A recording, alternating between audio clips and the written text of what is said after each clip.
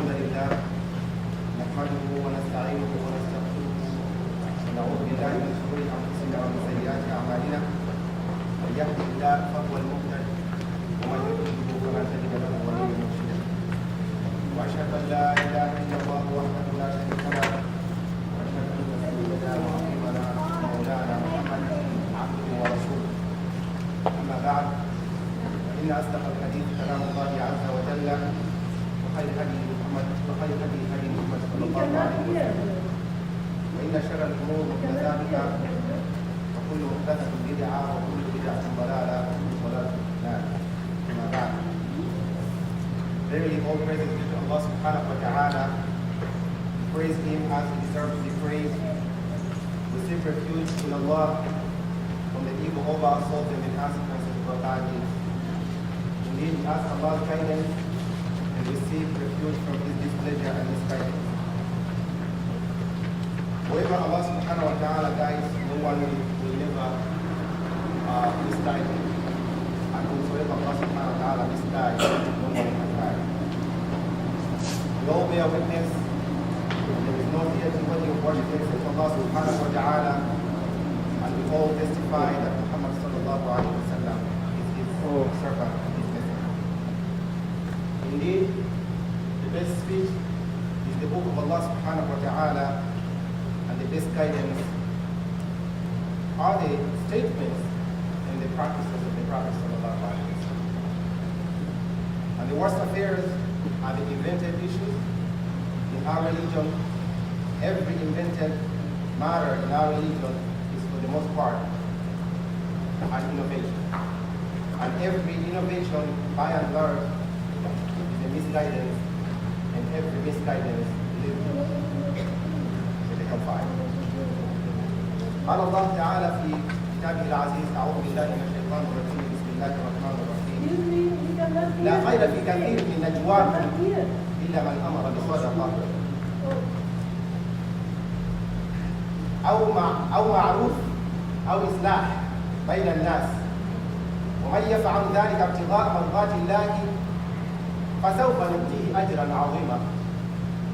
ومن يشاقق الرسول من بعد ما تبين له الهدى ويتبع غير سبيل المؤمن نوليه ما تولى ونصليه جهنم وساءت مصيرا. In most of our congregation or in our group talks, we are lacking or we are missing something until somebody has to tell another brother or another sister something good, like charity, or a good deed, or treating people right. Allah subhanahu wa ta'ala tells us that we shall give a great reward to whoever does the above seeking to please Allah and only Allah subhanahu wa ta'ala. And I think you can hear me because we don't have microphone. As for him who is against the messenger and follows a path other than that of the believer, even after true guidance had become clear to him, we will let him go to the way he has turned to, and we will cast him into the hellfire, an evil destination. أي النجوى من قال ذلك كما جاء في الحديث حبيبة رضي الله عنها قالت: قال رسول صلى الله عليه وسلم: كلام ابن آدم كله عليه لا إلا ذكر الله عز وجل أو أمر بالمعروف أو نهي عن المنكر. النجوى, the group here, Allah subhanahu wa ta'ala means is that the Prophet sallallahu alaihi wasallam told us from Habiba. Habiba was one of the Prophet's wives, and she's telling us something very nice here, that a believer we don't have to be talking all the time. You know, we have people who, when they meet with the strangers, they don't know how to act. They don't know how to keep quiet. So they end up telling, they end up like saying things that shouldn't be said. But subhanAllah, because that's how they were raised. They don't know how to act all these things that probably when they keep quiet, it's awkward or it's weird. And in that process, they lie, they provoke people, and the intention was to impress them. So here, we have groups of our brothers and sisters in the masjid. We see a lot of people come in the masjid instead of reading Quran. Instead of reading Quran, every day, 7 days, they have groups. They have small groups from January to December. They have small groups. So they'll be in one corner, they'll start talking. And that one brother is the one always is talking. You know, always he has all these impressive stories towards his brother or towards his sisters or her sisters. We should stop that, because if you're not telling them, if you're not reminding your brothers to fear Allah subhanahu wa ta'ala, then you should stop it. It's not good. وفي الحديث ليس الكذاب الذي يصلح بين الناس فيرمي خير ويقول خير. The guy or a person who is trying to bring two people together, even if he uses manipulative words, he's not a liar. Even if he is using or she's using manipulative words, she's not or he's not a liar. Why? Because he's trying to bring two people together. Something very, very good. And وقال الأحمد الإمام أحمد عن أبي الدرداء قال رسول الله صلى الله عليه وسلم: ألا أخبركم بأفضل من درجة الصيام والصلاة والصدقة. Imam Ahmad tells us that Abi Darda said that the Prophet sallallahu alaihi wasallam said to his companions that, should I tell you something that is better and bigger and best than the optional prayers and optional fasting and optional giving back to the community? And the companions of the Prophet say, tell us. And the Prophet ﷺ said, Islah that bayt, to bring two people together. To bring two people together. And he said, وقال, and he said, ضد أو العكس وفساد ذات البيت هي الحرب. And to split two people apart is the worst thing you can ever do in this world. SubhanAllah. رواه أبو داود والترمذي. When the people of Jannah have entered Jannah and they have realized that they haven't seen some of the people whom they did good together in the dunya, they will ask about them from Allah Azza wa Jalla. They will say, Ya Rabb, we were with our brothers and sisters in this dunya. We prayed together, we fasted together. Why is it that we don't see them? Allah Azza wa Jalla will say, go to the hellfire and take out whoever had in his heart iman to the size of an arrow. We are still back in technology right now because we know arrow, but we also have quantum. Quantum has been discovered, it was discovered in 80s that 1 million quantum is one atom. So I'm saying if you have an iman the size of a quantum, Allah subhanahu wa ta'ala will take you out of the hellfire.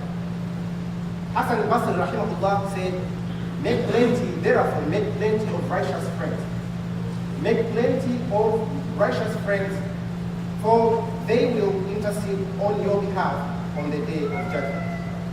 Imam Ibn al-Qayyim rahimahullah said, if you do not find me amongst you in Jannah, please ask for me. Ask Allah subhanahu wa ta'ala Say, oh Allah, one of your slaves used to remind us about you, then he cried.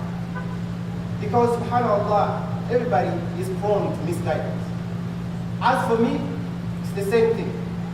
If you do not find me in Jannah, ask Allah subhanahu wa ta'ala, there is this guy who used to remind us about you. We don't see him. Please, can you bring him? Where is he? Therefore, we always have to ask Allah subhanahu wa ta'ala to keep our hearts firm from the hellfire and to keep our hearts firm on his religion. No one is safe from misguidance because we are like oranges which are put outside our refrigerator for several days. For God's sake, that orange is going to go wrong, is going to be rotten.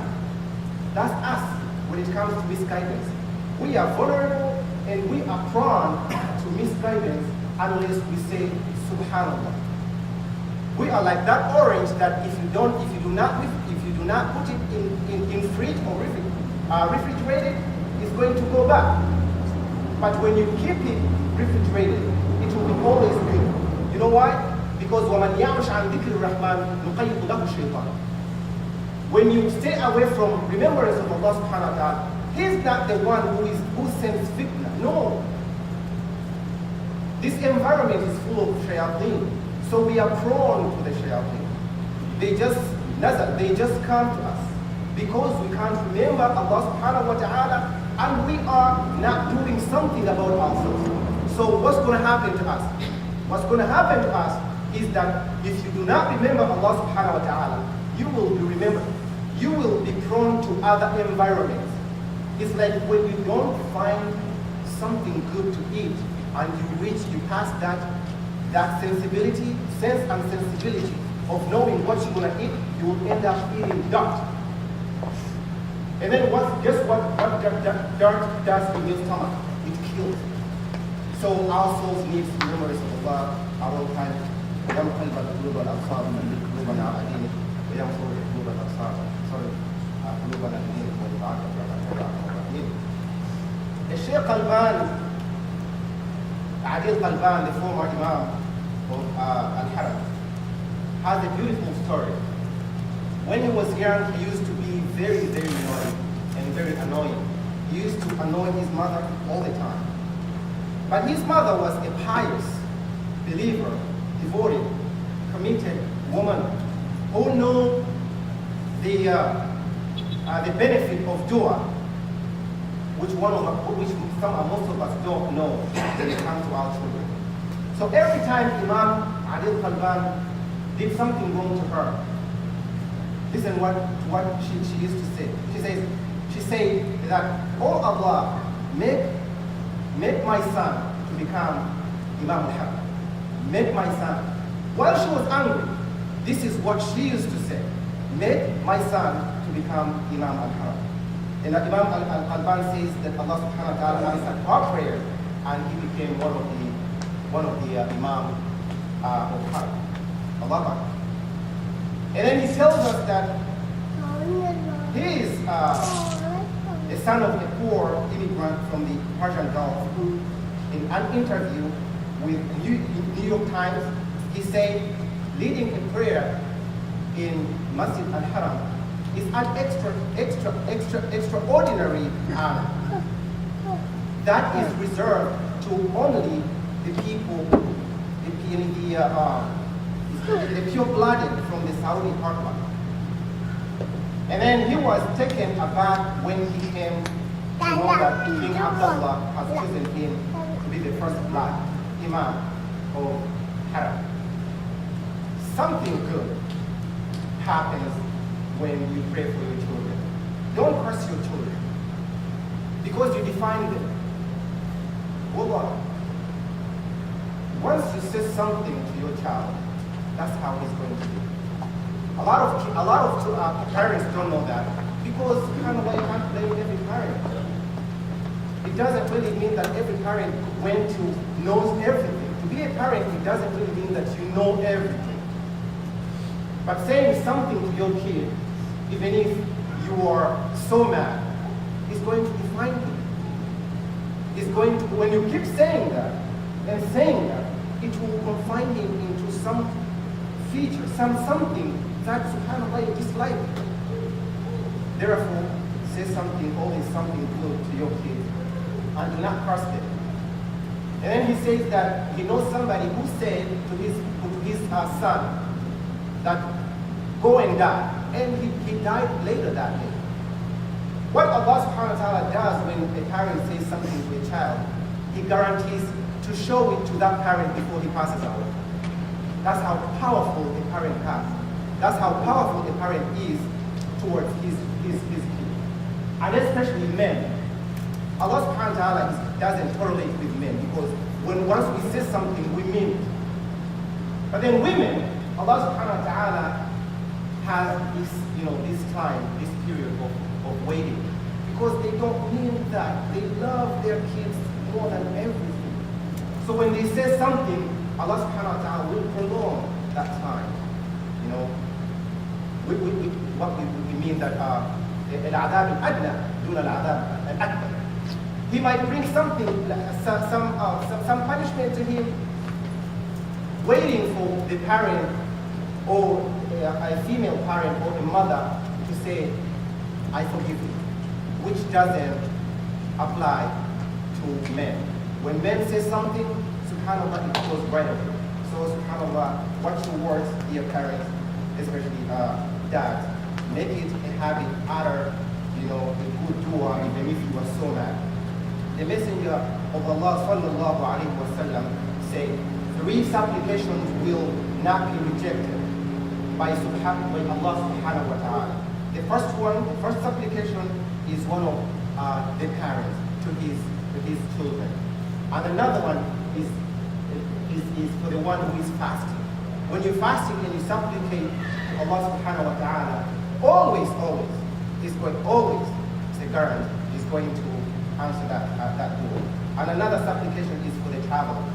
When you supplicate, when you're traveling, or when you see somebody is traveling, tell him or her to put you in their prayers, because there is no hijab, there is no veil between them and Allah subhanahu wa ta'ala's answer.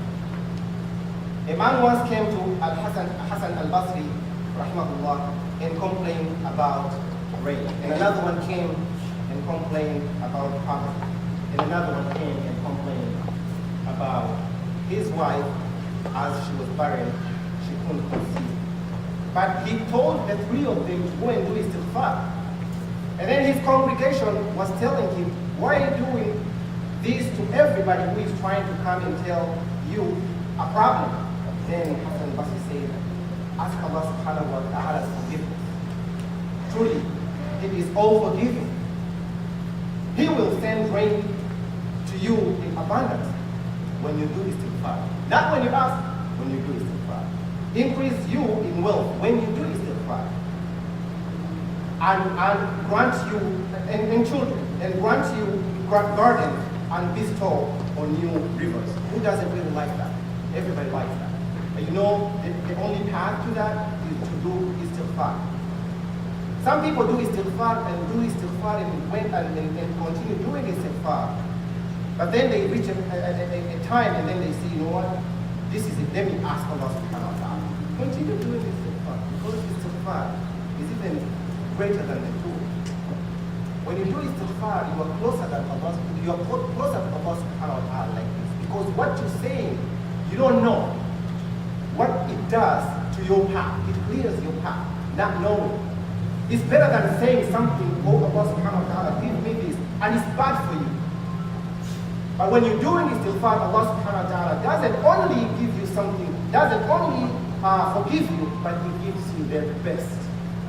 Therefore, do istighfar, inshallah, especially in this month of Sha'ban, the coming month, inshallah, of Ramadan.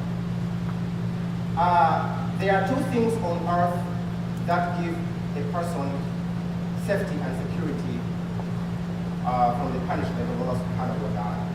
The first one has been removed, and he was the beloved Prophet Muhammad sallallahu alaihi wasallam. Allah subhanahu wa ta'ala took him. And he says, وَمَا كَانَ اللَّهُ لِيُعَذِّبَهُمْ وَأَنْتَ فِيهِمْ, that Allah subhanahu wa ta'ala would not punish them while you were amongst them. But the second one, it is, we still have it. And as I speak with you today, in this room, me and you together, we still have it. And it doesn't really need anything for you to do anything, sorry. It needs for you to say, just say istighfar. وَمَا كَانَ اللَّهُ مُعَذِّبَهُمْ وَهُمْ يَسْتَغْفِرُونَ. And Allah subhanahu wa ta'ala would not punish them as long as they sought forgiveness. Astaghfirullah, astaghfirullah, astaghfirullah. Do not ever leave istighfar because Imam Shafi rahimahullah says that وَلَمَّا قَسَى قَلْبِي وَضَاقَتْ مَذَاهِبِي جَعَلْتُ الرَّجَاءَ مِنِّي بِعَفْوِكَ سَلْمِ. تعاظمني ذنبي فلما قارنته بعفوك ربي كان عفوك أعظم.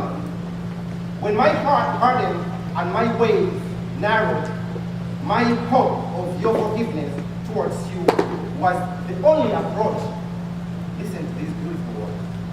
I regretted my sins always. But then, when I compared all my sins with your forgiveness, my Lord, your forgiveness was greater than everything. It's beautiful. إن عدة شهور عند الله 12 شهرا في كتاب الله يوم خلق السماوات والأرض منها 4 حرم ذلك الدين القيم فلا تظلموا فيهن أنفسكم وقاتلوا المشركين كافة كما يقاتلونكم كافة واعلموا أن الله مع المتقين. Allah said 12 months from the day He created the heavens and the earth. Out of those months, 4 are sacred. And these are, if you hear the word, just hear the word, that these 4 months are sacred. That is the true religion Allah subhanahu wa ta'ala has given us. Do not therefore mess up in these months, 4 months. Don't mess up. And put up a good fight against other traditions together as they fight against you all together. But know that Allah subhanahu wa ta'ala will be always on your side. What I mean by the fight, when at work, be an example. Attendance, performance. As a neighbor, be an example to me. As a Muslim, when the non-Muslim comes to you, be prepared to do something good. وَجَعَلِلُهُمْ بِالَّتِي هِيَ أَحْسَنُ. Please, brothers and sisters, remember, these are the months. This is Sha'ban. We are going in Ramadan, and inshallah, we have to work overtime.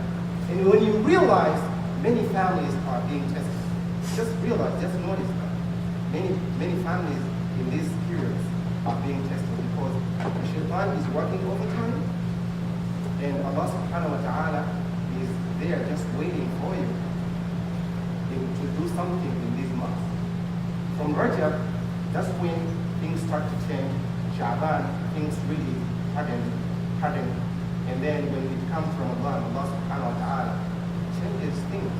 That's how Allah subhanahu wa ta'ala functions. So we have to be istighfar in this month. We have to forgive each other. We have to think more and work overtime. Fasting, especially in these last days, is good. Can you imagine one day of Salah equals to 17 rakats, and 1 week of Salah equals to 119 rakats, and then 1 month of Salah equals to 510 rakats, and 1 year of Salah equals to 6,205 rakats? Now imagine missing all of it, and you see the relationship will be with Allah subhanahu wa ta'ala.